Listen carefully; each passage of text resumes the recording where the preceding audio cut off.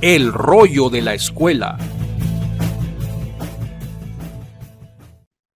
Muy buenos días, muy buenas tardes, muy buenas noches. Mi nombre es Jesús Mendoza, soy profesor de la Escuela de Alejandría en el área de Divinidad y hoy me reúno acá con ustedes para compartirles unos rollos de la escuela. Ya teníamos un tiempo en el que no nos veíamos y siempre amerita meterse en temas interesantes, ¿no? Hay una serie de rollos que me gustaría compartir, hay una serie de temáticas distintas, algunas de las que he sido invitado recientemente en otros canales. Pero en esta ocasión quiero más bien irme a un punto bastante pertinente en vista de una serie de problemas que suelo ver mucho en las redes sociales y que honestamente me sigue sorprendiendo la facilidad con la cual calan dentro de la comunidad cristiana. Esto puede verse como una crítica, por supuesto no voy a criticar a la persona, pero sí a la perspectiva que esta persona emplea. Es decir, esto es un fenómeno que no solamente lo he visto en, vamos a decirlo así, en algunos, vamos a llamarlos teólogos, sino que además lo he visto replicado en iglesias y lo he visto replicado en comunidades cristianas en general. ¿A qué me refiero? Me refiero al hiperliteralismo de la Biblia. Para aquellos que les interese saber, el literalismo es básicamente esa postura teológica que se utiliza bastante comúnmente, sobre todo en ciertas líneas de pensamiento, como lo es la línea dispensacionalista o el dispensacionalismo. Es esa postura que plantea la idea de que la Biblia está separada por dispensaciones, que Dios no tiene un mismo trato constante dentro de la narrativa bíblica, tanto con su pueblo como con los grupos a los que él se dirige, sean grupos gentiles, grupos judíos, grupos hebreos. El dispensacionalismo tiene bastantes problemas y la verdad es que si soy honesto va a meritar otro rollo de la escuela más adelante en el que voy a hablar de lleno del dispensacionalismo. Hoy no quiero hablar de él, me parece que es un tema muy interesante que debería abordarse por sí mismo, pero y aprovecho para mencionar que no es mi postura teológica. Yo hace mucho tiempo fui dispensacionalista y tiene serias incongruencias, como también tiene graves problemas exegéticos. Pero una de las cosas que caracteriza al dispensacionalismo en sí mismo es esa hiperliteralidad. Plantea la idea de que todo es literal. Uno puede encontrar una literalidad no dispensacionalista en algunos casos, como pueden ser, por ejemplo, tomar literal los 6 días de la creación de Génesis. Eso es otra discusión que podemos tener en otro momento. eh, pero hay serios problemas, sobre todo científicos, arqueológicos e históricos, para pensar que el libro del Génesis, sobre todo en el capítulo 1, está diciendo literalmente cómo fue que Dios creó el mundo, en vez de considerarlo como un poema más de características teológicas, mitológicas. Sin embargo, el hiperdispensacionalismo no se manifiesta tanto en este tipo de literalidad, en ese tipo de textos, sino más bien en lo que se comprende como la escatología o la profecía. Es decir, no lo que ha habido en el pasado, que puede estar sujeto a un lenguaje, sea parábola, relato, mito, fábula, como cualquier tipo de contexto en el que el narrador esté explicando los hechos, pero en el caso de la profecía o la escatología, el hiperliteralismo es aquel que plantea que todo hay que entenderlo tal cual en el caso del Nuevo Testamento, específicamente en el libro de Apocalipsis. A mí el libro de Apocalipsis, para aquellos que no lo sepan, es mi libro favorito de la Biblia, del Nuevo Testamento, y es un libro que ha sido objeto de estudio riguroso por mi parte para poder llegar a concluir una serie de cosas interesantes. No voy a atreverme a negar para nada que hay cosas en el libro de Apocalipsis que son literales, que no hay por qué irse más allá de lo que está diciendo el texto, pero hay otras partes en las que es bastante claro que el lenguaje que está aportando el libro no es para tomarlo literal. Está incluyendo una serie de ideas mucho más, eh, vamos a llamarlas teológicas, y estas ideas teológicas se alejan la mayoría de las veces de una realidad literal de hechos, sino más bien de una forma de contar los hechos. ¿Qué quiere decir esto? Quiere decir que yo puedo estar utilizando el libro de Apocalipsis y poder tomar un pasaje como una manera de explicar un conflicto cósmico entre el bien y el mal, más que decir así exactamente va a ser la guerra final entre el bien y el mal. Quiero en este caso, y porque a esto hay que abordarlo con ejemplos, irme a dos comentarios bíblicos, hacer un breve, muy breve análisis exegético y por supuesto contestarle a una ponencia. No es exactamente una ponencia, es un comentario de Facebook que vi en el perfil de un hermano y este hermano cuando lo compartió, la verdad que me llamó mucho la atención porque fue preocupante lo que vi. Y él es otra persona que no es dispensacionalista y sigue señalando lo mismo. Y esta publicación, mucho de lo que él piensa, tiene razón. Así que vamos allá y abordamos este tema como corresponde. A partir de ahora voy a compartir mi pantalla. Van a ver brevemente la publicación y pues todo lo que amerita este estudio, ¿no? El nombre del personaje no viene al caso, por lo que obviamente está tapado y me parece bastante generoso de parte de este hermano no haberlo publicado, ¿no? Pero acá quiero irme nada más a lo que se lee acá. Voy a procurar agrandar un poquito la imagen por una cuestión de tamaño. Creo que ahí se puede leer bien. Espero que a la hora de publicar este video la gente pueda hacer un poquito de zoom si amerita. De todas formas voy a ir un poquito más agrandado ya que amerita. Listo. Dice así. Y se le dieron a la mujer se le dieron dos alas de la gran águila, ¿no? Y se le dieron a la mujer las dos alas de la gran águila. Esto está en Apocalipsis 12:14. Es interesante que acá está en Revelation, o sea, estaba en inglés. Esta persona aparentemente es norteamericana y tradujo esto al español, ¿no? Dice así. Tremendo como uno puede ver señales en regiones en los cielos, mi hermano, e incluso desde el cielo en territorios de la tierra. Increíble cómo el continente americano en proporción a Israel parece una gran águila afirmada sobre una roca, ¿no? Y acá hay un dibujo que él hace del continente norteamericano, que tengo que ser bastante honesto, no sé de dónde sacó las patas, supongo yo que de las islas, ¿no? Y supongo que la otra pata sería la pata de, de lo que vendría siendo el país de Panamá y toda aquel estrecho de tierra que conecta el hemisferio norte con el hemisferio sur, ¿no? Supongo que esa es la otra pata y la otra serían las islas. Siendo bastante honestos, difícilmente esto es un águila, en todo el sentido. Esto de verdad, con todo respeto al de la publicación, puede ser una paloma, puede ser un conejo incluso. O puede ser cualquier cosa. Realmente este país no tiene forma de nada. Norteamérica. El sur sí. Se le ha considerado por algunos una especie de bota o zapato. Y por supuesto la bota de mujer, que eso sí es sabido bastante bien, es Italia. Italia es una bota de mujer. Ustedes la pueden ver, tiene hasta tacón, ¿no? Pero ese es el caso de Italia y este es el caso de Sudamérica. Ahora, Norteamérica, según esta persona, supuestamente es un águila, ¿no? Bueno, ok, aquí tenemos esto, ¿no? Bien. Él dice esto y surge el siguiente comentario. Se remonta el águila por tu mandamiento y pone en alto su nido. En la peña mora y se aloja sobre la cima del despeñadero, lugar inaccesible. Esto es Job 39, 26, 27. Y acá debo decir que la exégesis de este personaje es terrible. Es simplemente terrible.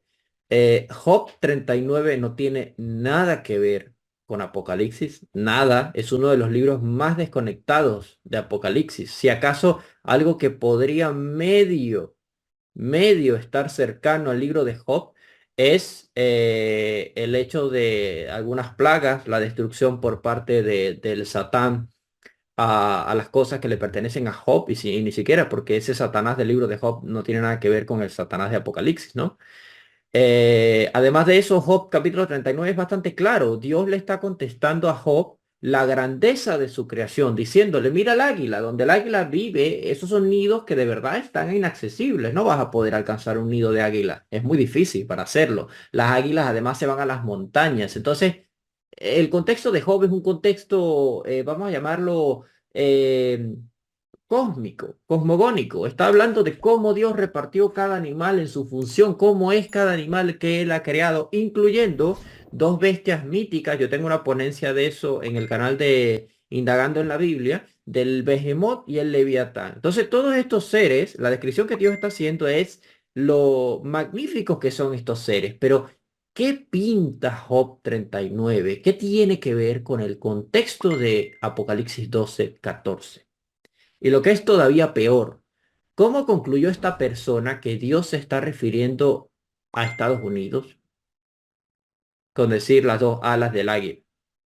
Yo digo una cosa, yo encuentro más sentido que esta persona hubiese ido al sello, al escudo norteamericano, donde claramente, si ustedes han visto un billete de $1, van a ver el águila. Algunos dicen que en realidad es un fénix. Ok, pero es un águila el que está allí y el animal nacional de Estados Unidos es el águila. Eso es verdad, el águila calva. Ah, bueno, no tengo nada que objetar de que pareciese que pudiese referirse a esa águila. ¿Ok? Bueno, continúo con el comentario del hermano, ¿no? Continúa diciendo, este es otro hermano. ¿Cuál es la señal de la mujer? ¿Ok? Y aquí es interesante porque está analizando Apocalipsis capítulo 12. Y dice, ¿cuál es la señal de la mujer? Una corona de estrellas. Aquí no se ve, ni siquiera puedo contar las supuestas 12 estrellas que están sobre la mujer. Una mujer encinta vestida de sol. Supongo que esto es el vientre, que está embarazada. Y estos son los pies. Sobre una luna. Los pies sobre una luna. Y esta persona parece inferir que el Golfo del Sinaí es una media luna. Y acá dice el dragón arroja torrentes de agua por su boca y el dragón parece ser el río Nilo, que sí tiene unas salidas. Algunos dicen que son 7 eh, y que dan al mar, ¿no? Por supuesto, el dragón. A ver, el dragón en Apocalipsis capítulo 12 es una inferencia al Leviatán. La descripción es la misma del Leviatán. Sabemos por los mitos ugaríticos y por el Caos Kampf. También hablé de ese tema cuando hablé de Leviatán y Behemoth. Era la creencia de que el Leviatán era una bestia de 7 cabezas. Eso está en el Salmo 74, ¿no? Tiene varias cabezas. Y por supuesto, según Isaías capítulo 27, se sabe que Yahvé está en guerra contra el Leviatán, el cual representa el caos del mar. El mar, básicamente, el océano. Pero bueno, esta persona quiso llevar esto, extrapolarlo a un mapa y forzar el mapa a esta interpretación, ¿no? Aquí dice, apareció en el cielo una gran señal, una mujer vestida del sol con una luna bajo sus pies y sobre su cabeza una corona de 12 estrellas, y estando encinta clamaba con dolores de parto en la angustia del alumbramiento. También apareció una señal en el cielo, he aquí un gran dragón escarlata. El detalle es el siguiente, mis hermanos, aquí no hay nada de esto. Este mapa no dice nada de lo que esta persona piensa que esto tiene que ver. Este pasaje, de hecho, dice, apareció en el cielo. ¿Y dónde está Juan? ¿Ah? Juan está viendo la visión desde la tierra, porque es una visión en el cielo, por retrospectiva. Sabemos que el que está viendo está en la tierra para poder ver esto en el cielo. Eso es un lenguaje que aplica a todo el contexto de Apocalipsis para referirse a las visiones que está viendo el profeta. Él está viendo eso en el cielo. Esta frase se utiliza mucho para referirse a constelaciones. Se refiere a constelaciones, una señal en el cielo. Existe, sí existe una constelación que tiene que ver con una mujer, Virgo, por ejemplo. Esa es una de las postulados que se ha hecho, que puede tratarse de una constelación. ¿Qué constelación sería la del dragón de las 7 cabezas? Hay una probabilidad de que sea la constelación de Draco, dragón en griego. ¿Ok? Sin embargo, suponiendo que no sea una constelación, vámonos por una perspectiva un poco más teológica, simbólica. ¿Quién tipificaría a la mujer? ¿Quién tipificarían las 12 estrellas? Y el sol y la luna. ¿Dónde encontramos todos esos elementos relacionados de nuevo en la Biblia? En Génesis, en el sueño de José. José tiene un sueño en el libro del Génesis donde él ve que se inclinan delante de él 12 estrellas, la luna y el sol. Ahí sí tenemos los elementos de Apocalipsis capítulo 12.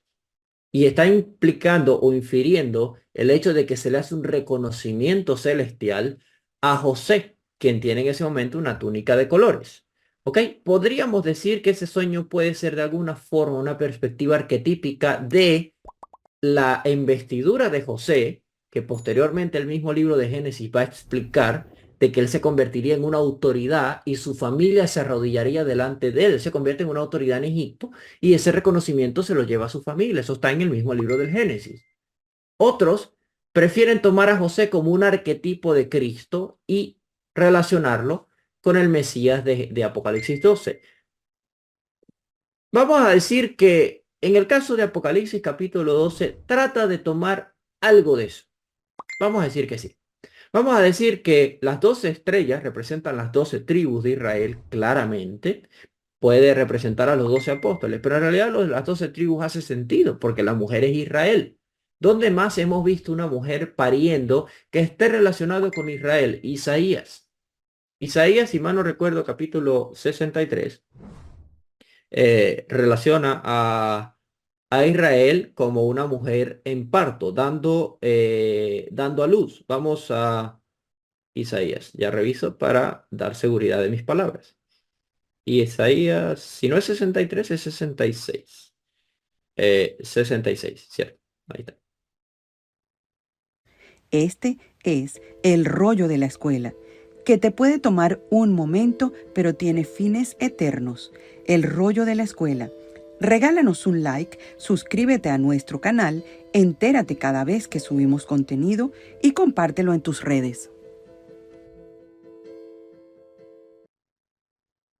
Listo, ya lo encontré. Sí, Isaías 66:8. Me disculpan que no lo tenía marcado en el teléfono porque tenía unas notas alrededor.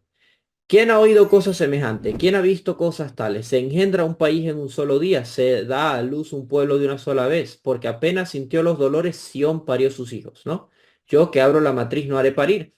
Aquí Dios está tratando el contexto de hacer nacer la nación de Israel con una mujer embarazada. Está tomando a Israel como una representación de una mujer embarazada. Y sabemos que gracias al profeta Ezequiel se vinculaba mucho la idea de Israel y Samaria como mujeres de Yahvé.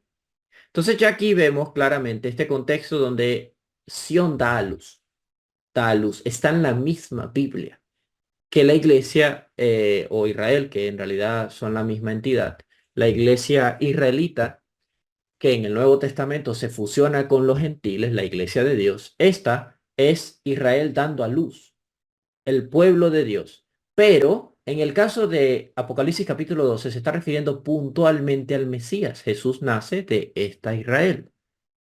Pero esta Israel no es física. ¿Cómo sabemos que no es física? Porque esta mujer, una vez que da a luz, acorde a este pasaje de Apocalipsis, dice que huyó al desierto. Después de que sube, de que da a luz su bebé, que el dragón trata de devorarlo, el bebé es arrebatado hasta el trono, ella huye al desierto y tuvo alas como las de la gran águila, que es lo que dice el comentario previo, este. Y se le dieron a la mujer las dos alas de la gran águila. Algunos sugieren el hecho de que este Israel, por lo menos como lo quieren literalizar aquí, huyó a Estados Unidos. Y en Estados Unidos halló un lugar de refugio. El problema es que el texto no dice eso. Dice que fue al desierto. El desierto. ¿Cuál desierto? El desierto. ¿Ok? El desierto en el antiguo cercano oriente. No se salió Israel de allí. No se está refiriendo al país. Se está refiriendo al pueblo de Dios, a los verdaderamente escogidos, los israelitas, los judíos y los gentiles que creen en Dios. Los del Viejo Testamento con los del Nuevo en ese pueblo verdadero, en la verdadera Israel. La intención primaria de Dios es que ese pueblo no se quedara en Jerusalén, la Jerusalén física, la ciudad santa, que en ese momento ya no era más santa, se le llamaba Sodoma y Egipto, eso está en un capítulo anterior a este. Y la realidad está en que esta ciudad claramente ya no está relacionada con la verdadera Israel de Dios, que no es el pueblo judío más. Ya el pueblo judío firme y creyente en Cristo, ese es el verdadero Israel. Ya el Israel no es el Israel físico. Este Israel huye al desierto. Después de dar a luz al Mesías, el dragón empieza a tratar de devorar a los descendientes de la mujer. Y dice que ella logró huir del dragón porque le fueron dadas las alas del gran águila. ¿Dónde más encontramos el concepto del águila en Apocalipsis, no? Lo encontramos en la parte en donde dice, vi un águila en medio del cielo que decía, ay, ay, ay, por los próximos ángeles que tocarán sus trompetas. Ok, sabemos las 7 trompetas de Apocalipsis. Antes de ir a ese punto, quiero terminar de leer el comentario. Ok, bueno, son estas dos imágenes, ¿no? Qué bueno. Aquí hay algo, acá abajo. Dice así. 7 países forman esa figura iluminada de la mujer encinta. Israel, Egipto, Jordania, Palestina, Siria, Líbano y Gaza. Incluso Israel no está completo. Así que con esta publicación no estoy diciendo que el Estado de Israel sea la mujer encinta de Apocalipsis 12. Bueno, a ver, la mujer encinta de Apocalipsis 12 no es el Estado de Israel porque Israel no existe. El Estado de Israel actual no existe en ese siglo, el siglo I, que es el contexto de Juan en Apocalipsis. No existe esta coalición de países como tal, no existe. Entonces, como no existe, no podemos tomarlos en consideración a la hora de dirigirnos a este texto, porque este texto no está viendo la perspectiva desde el siglo XXI. Ese es el problema de estas personas. Y el problema de muchos a la hora de acercarse al texto bíblico, y de eso va a ir otro rollo en la escuela, el problema del anacronismo. El anacronismo, el sacar una idea y ponerla en el tiempo incorrecto. ¿Sí? Es simplemente triste y es un caso que de verdad da pena bastante. Pero bueno, esto simplemente lo comentaba. Voy a cerrar esto y voy a irme a un comentario. Vamos a irnos rápidamente a el comentario de The Old Testament in the Book of Revelation del Dr. Michael Heiser. Esta es la página 167 y solamente quiero leer acá. Este es uno de los textos donde sale un águila. ¿Sí? El águila, en el contexto del Nuevo Testamento, sobre todo en el Apocalipsis, se puede estar refiriendo a la protección divina de Dios. ¿Cómo lo sabemos? El águila pasa a ser una entidad celestial en el lenguaje del Nuevo Testamento. En Apocalipsis capítulo 8, del 12 al 13, se escucha, referente a lo de las trompetas que le mencionaba previamente. El cuarto ángel hizo sonar su trompeta. Estoy aquí. Y la tercera parte del sol fue golpeada y la tercera parte de la luna y de las estrellas también. Ellos perdieron su luz se oscureció y la tercera parte del día dejó de brillar, así como también la tercera parte de la noche, ¿no? Aquí vemos que todo fue afectado en una tercera parte, un tercio. Entonces miré y oí a un águila clamando a gran voz eh, por encima de mí. ¿Ok? Y dice, oí una gran águila y dice, ay, ay, ay, por aquellos quienes están en la tierra o quienes viven en la tierra, porque están por ser sonadas las otras trompetas de los tres ángeles. Están por ser sonadas, ¿no? Aquí está diciendo, van a ser sonadas las trompetas de los últimos 3 ángeles. Perfecto, este pasaje ya lo conocemos. Lo interesante es esto. La cuarta trompeta es una alusión a Éxodo 10, 21 al 22. Dice que la plaga del tercer día era la oscuridad sobre Egipto, el perseguidor, perdón, del pueblo de Dios. ¿Ok? La literatura temprana judía, como la sabiduría de Salomón del 15 al 17 en particular, interpretan la plaga de la oscuridad como un símbolo significante que dice el exilio del verdadero Dios, prisioneros en oscuridad. Amós 8:9 también es parte de la referencia de John. De John es de Juan. ¿Ok? En ese caso, el juicio contra los israelitas apóstatas, quienes partieron después de la plaga en Egipto. ¿Sí? Ahora me interesa es ir a la parte de la terminología respecto al águila. ¿Ok? Vamos allá. Dice así. El nombre Mesourema en el medio del cielo ocurre 3 veces en Apocalipsis, 8:13, 14:6, 19:17. El término sola, de hecho, ocurre como una especie de amuleto mágico, probablemente de origen judío, con el sol, la luna y las 2 estrellas que se observan en la inscripción en el reverso, ¿no? Dice, un Dios en el cielo, quien existe y quien preexiste, quien es más grande que todo y quien domina sobre todo lo que está en medio del cielo, ¿no? Esto es un amuleto judío. Ahora lo interesante es esto. Respecto al águila, aquí es donde quería ir. La posición de dominancia o la posición que más apoya la academia, hace también la referencia del águila muy interesante. El águila era entendida como un mensajero de Zeus. No olviden que el Nuevo Testamento se escribe en griego y mucho de su esencia está pegado a los mitos griegos y a la cultura griega. Entonces dice, el águila es entendido como un mensajero de Zeus. Esto podría ser más temprano que Apocalipsis 1 como una usurpación del estatus de el Altísimo de Zeus. ¿Ok? Pilch y Malina notan lo siguiente sobre la parte teológica astronómica en la perspectiva del contexto en este lenguaje. ¿Ok? Dice así. Como hemos notado previamente, la palabra traducida en medio del cielo, mosorema, es técnicamente un término astrológico y astronómico. El águila en este contexto ocupa la posición de una constelación, la constelación de Pegasus. ¿Ok? Esta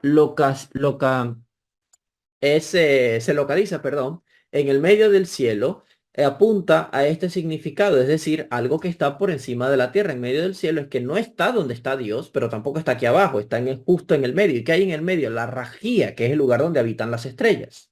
Entonces dice, esto es usado frecuentemente o en otros casos como como una referencia al medio del cielo, el mid-heaven, ¿no? En el centro, que se sostiene en el lugar principal. Bueno, esto es parte del comentario de ellos dos, ahí tienen la cita, ¿ok? Pero quiero irme a otro punto donde se habla del águila. Voy acá, que es Apocalipsis 12, ¿ok?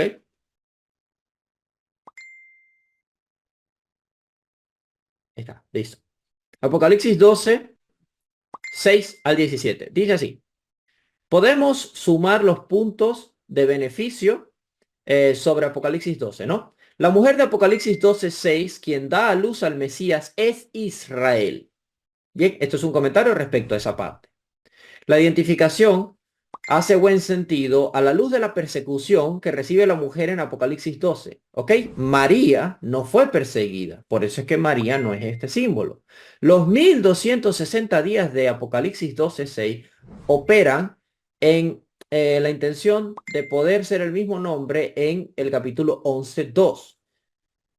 Desde que la persecución de Israel y el pueblo de Dios en los días que siguen al nacimiento, muerte, resurrección y ascensión de Jesús, en esta perspectiva, deberíamos entender que Apocalipsis 11:2 es el pueblo de Dios, simbolizado por el templo, por el lenguaje del templo y por los dos testigos. Esa es la misma opinión de Gregory Bell. Ya la voy a referenciar. Ambos están bajo amenaza y persecución. La corte del templo también empieza a ser pisoteada por los gentiles. Los dos testigos que se oponen a esto son sucumbidos por la opresión, pero ellos se levantan de nuevo en el tercer día con Cristo, como se muestra en el pasaje, o sea, son un símbolo de la iglesia. La mujer debajo de la persecución está supernaturalmente rescatada en el lenguaje cuando se describe al Israel que ha sido supernaturalmente rescatada del Éxodo, las alas de un gran águila, Éxodo 19:4. Aquí captamos que nadie piensa dentro de los comentarios bíblicos críticos que las dos águilas de la mujer son Estados Unidos. No tiene nada que ver. Estados Unidos no existe en este contexto, por lo tanto no se toma en cuenta. Es lo mismo que la gente que analiza que Rusia es Gog y Magog y lo hacen a partir de una mala traducción. El comentario de Rusia, yo tengo uno en el WhatsApp para aquellos que se quieran unir al grupo de difusión de la Escuela de Alejandría o que quieran participar en mis cursos. Yo tengo efectivamente un comentario respecto a Rusia y porque Rusia no tiene nada que ver en el libro de Apocalipsis. No existe en el libro de Apocalipsis. De hecho, nada se le asemeja. Mucho de esto es literalismo bíblico. literalismo que quiere adaptarse al Nuevo Testamento. Quieren tomar como que literalmente hay algo que está en esas alas, en vez de tomarlo como un símbolo nada más de la salvación de Dios. Bajo sus alas hallarás refugio, dice el Salmo 91. Entonces, no está aquí implicando que literalmente Israel tiene alas y que va a ir a un país con las alas como la del águila. Entonces, este país tiene que ser estrictamente Estados Unidos, porque el águila anterior que sí se menciona acá en el pasaje tampoco es Estados Unidos. Es el mensajero de Zeus, solo que en este caso no le sirve a Zeus, le sirve al verdadero Dios del cielo, que es Yahvé. ¿Ok? El Dios de Israel. Voy a leer aquí rápidamente. Ya esto acá lo cierro por un momento, dejo de compartir. Quiero comentar acá rápidamente. El comentario del doctor Gregory Bale. Apocalipsis es un comentario más breve de Gregory K. Bale. Y voy a mencionar rapidito la página 11 en la que él habla sobre el literalismo, ¿no? Dice así. Apocalipsis, simbólico o literal. Una de las grandes discusiones sobre la interpretación del Apocalipsis es si se debe tomarse simbólica o literalmente. ¿Ok? Un segundo. Eso. Los que adoptan un punto de vista futurista tienden con demasiada frecuencia a una interpretación literal. Futurista es la forma que adopta generalmente el dispensacionalismo, en las que las diversas personas o acontecimientos descritos son tan diferentes e incluso chocantes que no podrían referirse a nada conocido hasta ahora en la historia de la humanidad.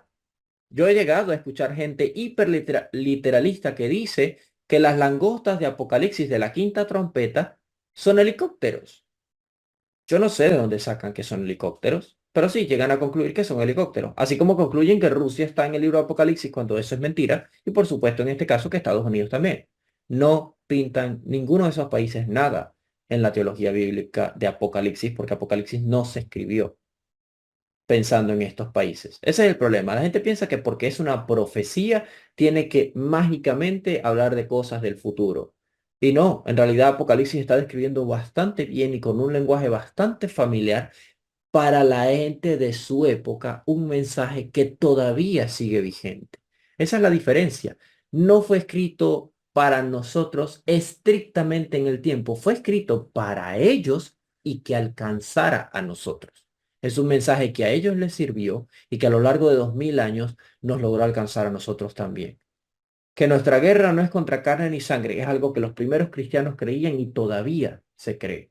Que Jesucristo va a volver es algo que ellos creían y nosotros también creemos. Que Jesucristo resucitó es algo que ellos creían y nosotros seguimos creyendo. Que hay ángeles que están a nuestro servicio y que son consiervos nuestros es algo que ellos también creían y seguimos creyendo. No es que es algo que solamente debemos creer nosotros porque es para nosotros. Eso es mentira. El texto bíblico deja claro un mensaje constante, no encapsulado en el tiempo, sino un mensaje no temporal.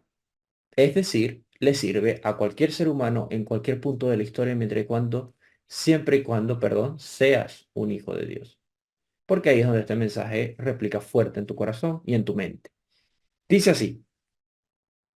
Pero, ¿está justificada esta interpretación? Una de las claves para una correcta interpretación del Apocalipsis se encuentra en su primer versículo, que introduce y marca el tono de todo el libro. El verbo griego semaino se utiliza en Apocalipsis 1:1 para indicar la forma de la revelación de Dios a Juan, la revelación de Jesucristo que Dios le dio para mostrar a sus siervos las cosas que deben suceder pronto. Él la dio a conocer, semaino, enviándola por medio de su ángel a su siervo Juan. Perdón. Varias traducciones inglesas traducen esta palabra griega como comunicó, dio a conocer, significó o incluso dejó claro. ¿Ok? Muchas de estas Biblias las conozco y de hecho las recomiendo. Significó, dio a conocer, comunicó y dejó claro. Es importantísima esa frase. La palabra semaino en otras partes del Nuevo Testamento y en el griego helenístico puede tener cualquiera de estos significados. Dejó claro es inusual, pero la noción de simbolizar, simplificar, significar, comunicar mediante símbolos no es atípica. Por ejemplo, en el griego clásico la palabra podía tener la idea de dar señales, como la de dar la señal para que comience un ataque militar. En este sentido, es significativo recordar que el sustantivo relacionado a semeion, que significa señal y que el Nuevo Testamento utiliza para los milagros de Jesús como señales o símbolos de su poder divino. Por ejemplo, la curación del cojo en Marcos 2 era un símbolo de la capacidad de Jesús para perdonar el pecado. Alimentar a las multitudes de Juan 6 era un símbolo para su capacidad para dar y alimentar la vida espiritual. La palabra en Apocalipsis 1.1 podría significar simplemente dar a conocer o comunicar, y así referirse a una idea general de comunicación, no a un modo simbólico de comunicación, como suele ocurrir en el mundo antiguo. Sin embargo, el hecho de que Apocalipsis 1.1 sea una alusión a Daniel 2.28 al 29, 45, confirma que aquí la palabra sí significa simbolizar. Juan habla aquí de 4 elementos críticos. 1. Una revelación. 2. Dios mostró. 3. Sobre las cosas que deben suceder pronto. Y cuarto, él la significó. Griego, semaino. La fuente de la afirmación de Juan se encuentra en Daniel 2, de 28, 30, 45. El relato de la interpretación de Daniel del sueño del rey sobre la estatua. El único otro lugar en la Biblia en el que aparecen estos 4 elementos, los 3 primeros, en los versículos 28 y 29, en el cuarto, versículo 45. El concluir la interpretación del sueño es: Dios revela los misterios. 2. Que Él le ha dado a conocer. 3. Sobre lo que sucederá en el futuro. Y cuarto, y esto Él los significó. Griego, semaino, en la Septuaginta. La principal traducción griega del Antiguo Testamento hebreo. ¿Ok? Es decir, que ese es el término que ella utiliza. Acá hay que darse cuenta de que el Apocalipsis usa un lenguaje simbólico. Ahora vamos a la parte de la mujer de Apocalipsis 2.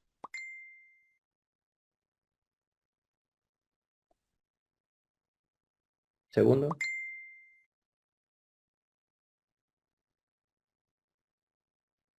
Bien, bien, bien.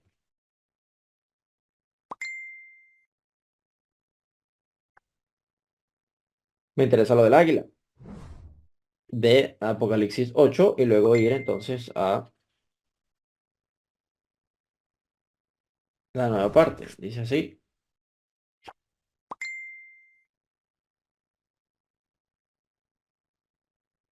Página 210. Mismo comentario de Chiquipeo. Dice así. Entonces miré y oí hablar un águila en medio del cielo que decía a gran voz: ay, ay, ay de los que habitan en la tierra a causa de los toques de las trompetas que faltan, que los 3 ángeles están por tocar. ¿Ok? Me adelanto un poquito donde dice: lo que Juan ve es un águila volando en medio del cielo. El modelo del Éxodo sigue en mente, ya que aquí también las plagas se hicieron cada vez más severas y más específicas en su aplicación. La presencia del águila apunta a pruebas más serias, ya que la frase volando en medio del cielo se refiere en estos otros lugares solo a criaturas voladoras que aparecen en anticipación del juicio final, como es Apocalipsis 14:6, 19:17, 18:2. Los 2 primeros ayes se asocian también con el tercero, que alude al juicio final, el sentar las bases del mismo en la vida de los incrédulos y atormentarlos de un modo que prefiguran su tormento eterno, ¿no? Él no habla mucho del águila. Vámonos entonces a la parte que me interesa, que es la de la mujer. Bien, bien, bien.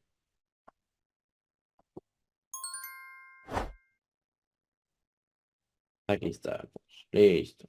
Entonces dice así.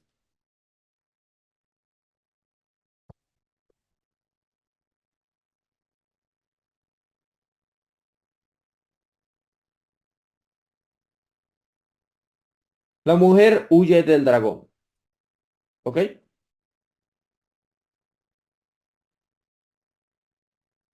Ya va. Ujú.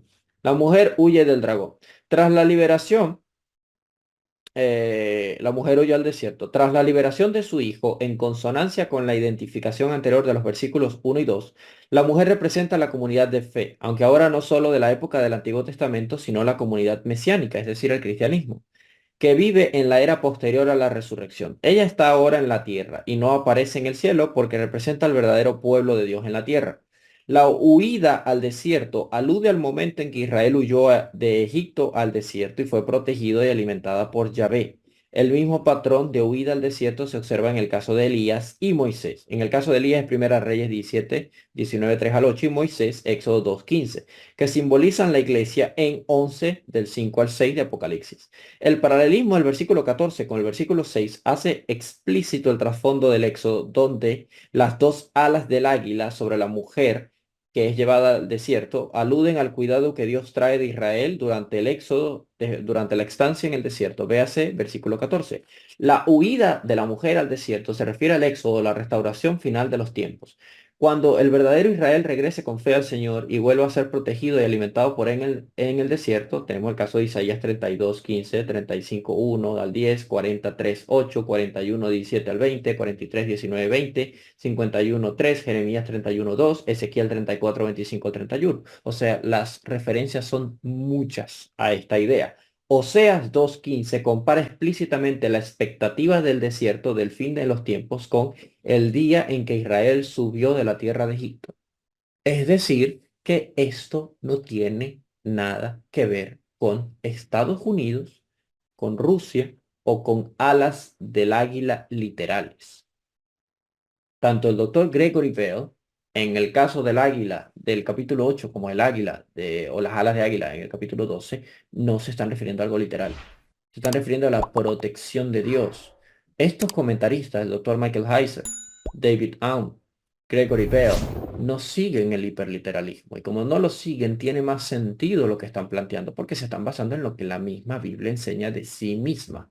El Apocalipsis no hay que tomarlo tan literal. Algunos elementos son válidos encontrarlos literal, pero la aplicación no. El hecho de que literalmente la mujer representa a Israel no significa que literalmente Israel es una mujer. Se me sigue en la lógica. El planteamiento de todos estos casos, cuando uno estudia la Biblia, cuando uno ve este tipo de cosas en Internet, es lo que permite que la gente extrapole ideas que no tienen nada que ver. Salen con, bueno, es que en realidad el chip de la bestia, la marca de la bestia, perdón, es un chip. La marca de la bestia es una tarjeta de crédito. La marca de la bestia es la ONU, es la IA. Van a decir ahorita que la inteligencia artificial es la marca de la bestia, estoy seguro. Antes lo dieron del COVID. ¿Qué pasa? La marca de la bestia siempre se tiene que actualizar. Es peor que una traducción de una Biblia. Entonces, el detalle está en que esto lo único que demuestra es que de verdad hay un serio problema en la exégesis porque la gente no acepta que el simbolismo no es moderno. No porque es una profecía, porque yo evidentemente creo en este libro, significa que hoy esto es así. No, el texto no infiere esa idea. Es peligroso pensar de esa forma porque desvirtúa el texto en sí mismo. Hay cosas que la Biblia deja claro que son literales, hay otras que no. En el caso del libro de Daniel y el libro de Ezequiel, hay cosas que son literales como no. Las cuatro bestias que vio Daniel en el libro de Daniel no son bestias literales. El mismo pasaje da a entender que se trata de imperios. Ahora, más adelante, hay representantes celestiales de estos imperios en Daniel capítulo 10 y bueno, ahí sí podríamos decir que literalmente existe. Como también existe literalmente el anciano de días y el hijo del hombre que menciona Daniel 7, pero no por eso todo lo que está en el libro de Daniel es literal. No todo lo que está en el libro de Apocalipsis es literal. Y lo más importante, se entiende desde allá y nos alcanza a nosotros. No es que se entiende desde acá y ellos no lo entendieron porque no sabían qué era eso. No. Ellos no lo entendieron. ¿Quién dice que no? ¿Quién dijo que no? Bueno, Daniel dice que sellara las palabras. Sí, que las sellara. Porque él particularmente no sabía el cumplimiento. Muchas de las cosas que vio Samuel, Isaías, Ezequiel, Oseas, muchas de esas cosas, Moisés también, se cumplieron en el Nuevo Testamento. Otras todavía no.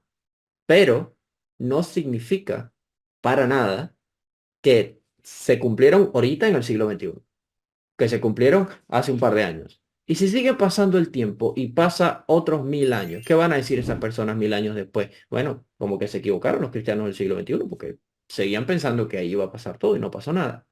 De ahí tenemos un serio problema. No podemos ser literalistas porque desvirtuamos el concepto de la palabra de Dios. Y lo más importante, desvirtuamos la intención con la que Dios nos da un mensaje. Muchos de los mensajes que Dios nos los da fácil de entenderlo. Y si ellos lo entendieron en aquel entonces, ¿por qué nosotros no los entendemos igual? Porque queremos sentirnos protagonistas de los hechos.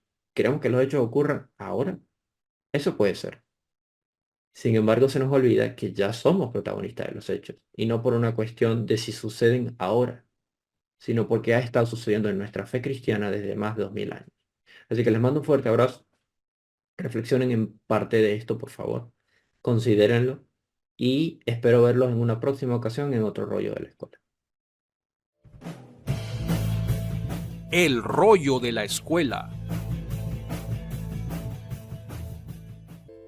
El rollo de la escuela, en la Escuela de Alejandría, un programa donde estamos siempre dispuestos a dar solución a tus inquietudes de este día.